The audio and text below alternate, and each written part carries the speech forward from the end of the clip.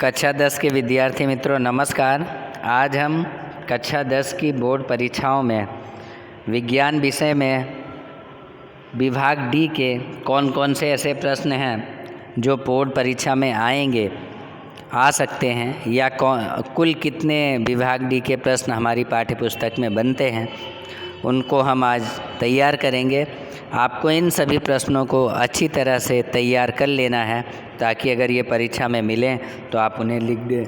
विभाग डी के सारे कुल कितने प्रश्न किताब में हैं और उनमें से लगभग सभी प्रश्नों का इसमें समावेश कर लिया गया है। तो पाठ 1 के जो प्रश्न हैं, पानी में हाइड्रोजन और ऑक्सीजन का अनुपात 2:1 होता है। इस प्रवृत्ति को आपको समझाना है डिटेल में। और उसके बाद में पार्ट 2 के अंदर धातु कार्बोनेट और धातु हाइड्रोजन कार्बोनेट की एसिड के साथ प्रक्रिया से कार्बन डाइऑक्साइड गैस उत्पन्न होती है। आकृति के साथ आपको प्रयोग का वर्णन करना है। दूसरा प्रश्न है, पाचन तंत्र और मधुमक्खी के डंक के उपचार में पीएच का क्या महत्व है, समझाइए। तीसरा प्रश्न है, संक्षिप्त टिप्पणी लिखनी है पीएच मापक्रम पर। चौथा प्रश्न है, दैनिक जीवन में पीएच का महत्व समझाइए। पांचवा प्रश्न है, दानेदार जिंक की मंद सल्फ्यूरिक एसिड के साथ की प्रक्रिया दर्शाने वाले प्रयोग का आपको आकृति के साथ वर्णन करना है। अगला पांचवा प्रश्न है, एल्कोहल और ग्लूकोज जैसे संयोजन में हाइड्रोजन होता है परंतु वो एसिड की तरह वर्गीकृत नहीं होते। इसको सिद्ध करने की जो प्रवृत्ति है उसे आपको तैयार करनी है। पाठ 4 के अंतर्गत आयनिक संयोजन और सह संयोजन के बीच अंतर लिखिए। और दूसरा इसी में जो प्रश्न आ सकता है वो मिसेल की रचना की क्रियाविधि समझाइए अथवा साबुन के सफाई की क्रियाविधि का वर्णन करना है। अगला प्रश्न जो है पाठ 6 के अंदर, मनुष्य में श्वसन तंत्र का आकृति सहित वर्णन करिए, क्रियाविधि भी समझाइए। मनुष्य में पाचन तंत्र का सचित्र वर्णन करिए।